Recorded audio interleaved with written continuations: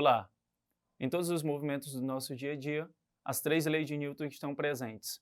Essa é a introdução à dinâmica. Eu sou o professor Giovanni Lima e hoje nós vamos introduzir esse assunto tão importante na física. Você estudou nas aulas passadas sobre os movimentos, né? Alguns tipos de movimento. Retilíneo uniforme, uniformemente variado ou vertical. Em todos esses movimentos nós temos um ente físico, uma grandeza física muito importante, que é responsável pela aceleração. Isaac Newton determinou isso e chamou esse ente físico de força, essa grandeza física de força. Por exemplo, o que faz uma maçã cair e acelerar, né? O que faz, por exemplo, átomos, né, num acelerador de partículas do LHC se chocarem, descobrindo novas partículas elementares? O que faz os planetas, satélites, né, astros se manterem em órbitas? A grandeza física responsável por isso é a força, determinada por Isaac Newton, tá? Um conceito trazido por Isaac Newton, e que deu origem à dinâmica, que é exatamente o estudo da relação entre força e esses movimentos, os diversos movimentos que ocorrem no nosso dia a dia. São três leis fundamentais, com certeza você já ouviu falar sobre as três leis de Newton, e hoje nós vamos dar uma introdução sobre elas, tá? Falar sobre elas. Vamos lá, a primeira definição é a definição de força. Não tem uma definição precisa de força, mas nós temos as ações, as consequências da força no nosso dia a dia, tá? E ela está associada ao quê? Primeiro, movimentar ou parar os corpos, né? Acelerar os corpos. Você faz isso como? Puxando, empurrando, deformando. Essa é a noção empírica de força, tá? Ela tem essa capacidade de alterar o movimento de um corpo. Então, tudo na natureza está relacionado à força, pessoal. Tudo, no seu dia a dia, todas as atividades que você faz está relacionado à força. Andar, malhar, correr, tá? Acelerar átomos, como eu já falei, manter os planetas em órbitas, tudo isso está relacionado com a força. E as três leis de Newton estão presentes nesses tipos de movimento, tá? Quais os tipos de força que nós temos? Nós temos dois tipos, força de contato, quando tem contato direto entre a matéria, entre duas matérias, e as forças de campo, que interagem à distância. Forças de contato, por exemplo, para você correr, quando você vai fazer suas compras, lá que você empurra o carrinho, está tendo um contato direto.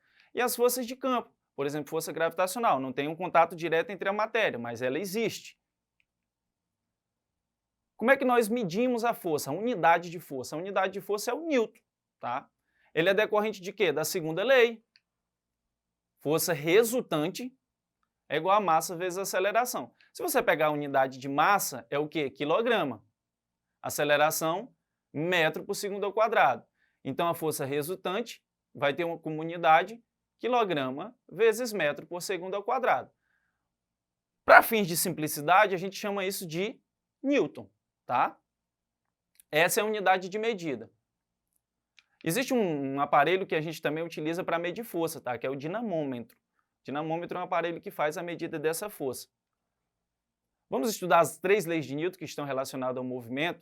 E a primeira lei, lembro, essas três leis elas estão presentes em qualquer movimento, pessoal, tá? Qualquer corpo que esteja em movimento ou parado, tudo que está relacionado a movimento, existem essas três leis de Newton. Primeira lei, lei da inércia. Com certeza você já ouviu falar, né? Todo corpo em repouso tende a permanecer em repouso. Todo corpo em movimento tende a permanecer em movimento. Isso é devido à inércia, né? E a inércia está relacionada ao quê? À massa desse corpo. Por exemplo, se você tem essa pedrinha aqui, ó, ela está em repouso, ela tende a permanecer em repouso por causa de sua inércia, que está relacionada à massa, ok? Então ela só vai deixar de estar no repouso caso uma força necessária, uma força resultante, produza nela a aceleração. Tudo bem? Outro exemplo, se você está andando lá de cavalo e você vai se movimentando junto com o cavalo. Se o cavalo parar, como você estava em movimento, a tendência que você tem é de continuar em movimento. Tá? Essa é a lei da inércia, a primeira lei da inércia. Pessoal, olha só, eu só posso alterar isso se eu tiver uma força resultante não nula. Eu só posso alterar esse estado de movimento se eu tiver uma resultante não nula. O que significa? Essa resultante tem que ser diferente de zero. Por quê?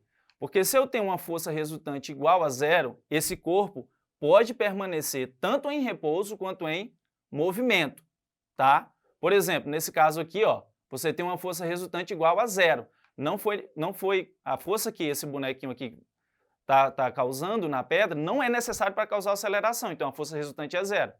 Só que se eu tiver um movimento com velocidade constante, por exemplo, imagina que esse bloquinho aqui está deslizando na superfície lisa com velocidade constante de 5 metros por segundo. Existem duas forças aqui agindo. A força peso, que está puxando ele para baixo devido à atração gravitacional, e a força normal, que está para cima.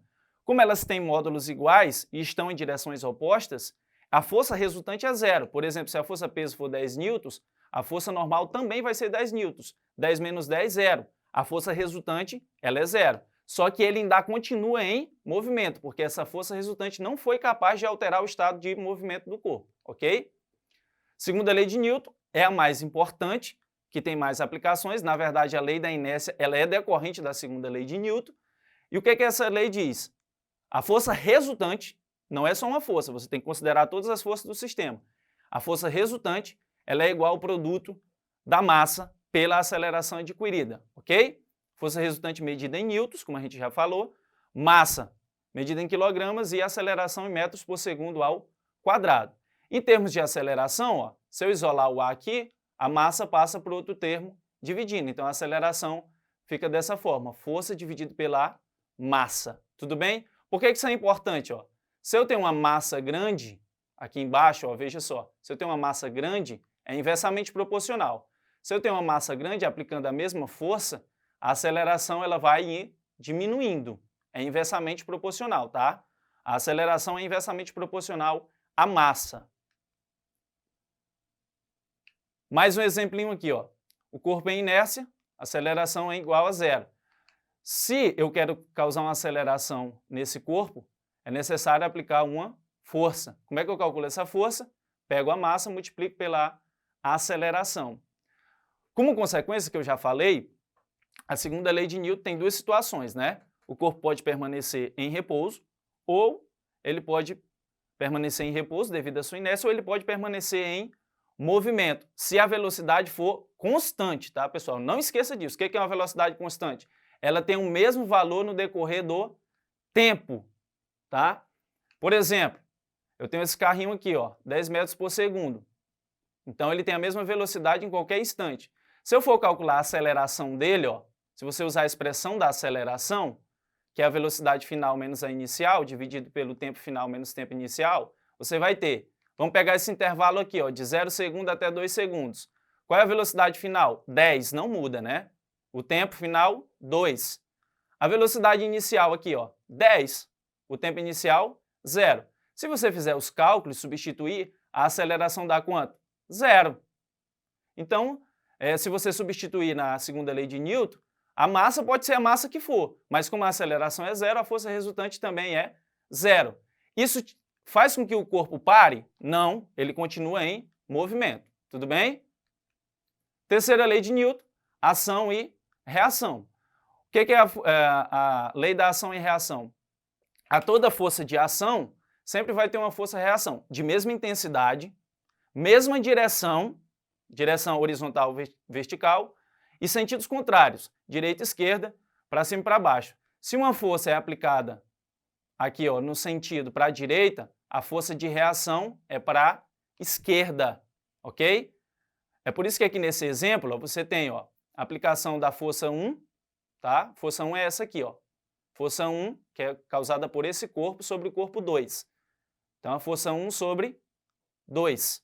E aí você tem uma força de reação, que é do 2 sobre 1, ok? Elas vão ter a mesma intensidade, a mesma direção aqui, ó, horizontal, porém os sentidos são contrários. Então aqui, ó, a força 1 sobre a força 2 é igual à força 2 sobre a força 1.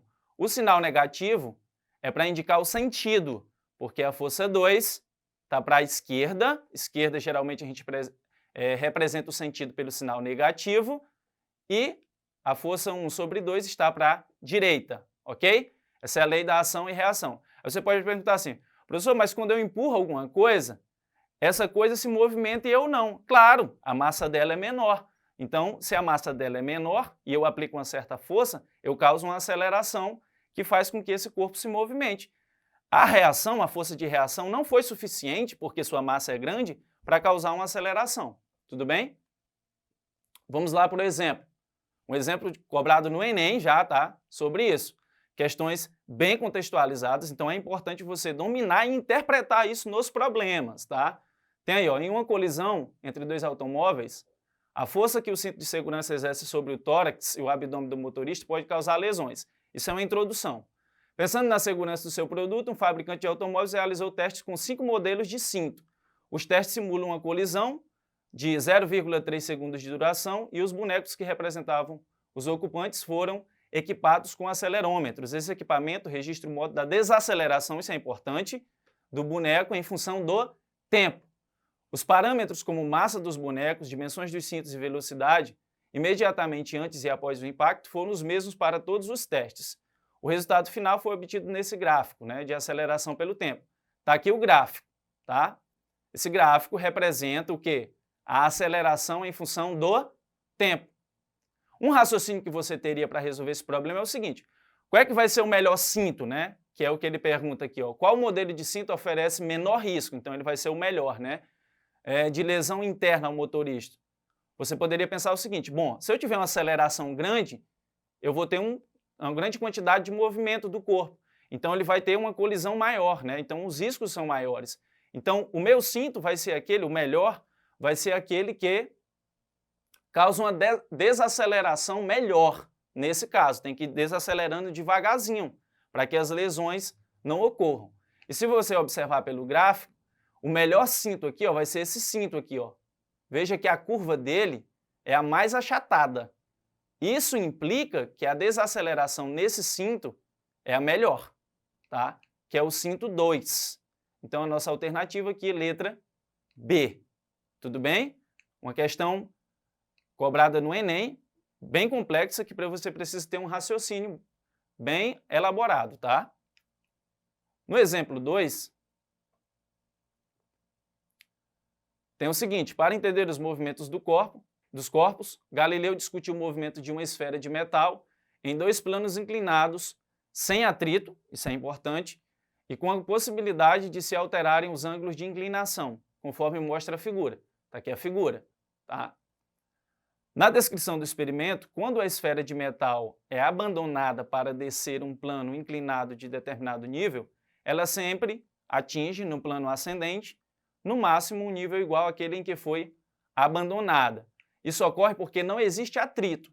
Se existisse atrito, eu ia ter forças dissipativas, tá?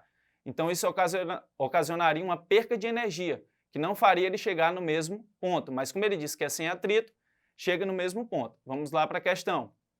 Se o ângulo de inclinação do plano de subida for reduzido a 0, ou seja, se eu pegar esse ângulo aqui e reduzir a 0, o que acontece com a esfera? Ela manterá sua velocidade constante, pois o impulso resultante sobre ela será nulo. Veja, inicialmente ele está a uma certa altura, então eu tenho força gravitacional agindo sobre ele. Significa que eu tenho uma aceleração de 10 metros por segundo ao quadrado. Quando ele chega aqui, a velocidade é constante, tá? Só que no início do movimento, a força resultante é a força gravitacional, que não é nula, tá?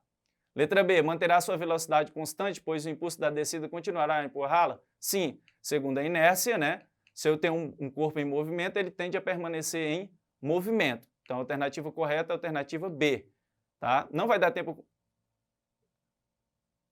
eu discutir as outras, mas essa seria a correta. Acesse a plataforma Eduque para mais exercícios sobre isso.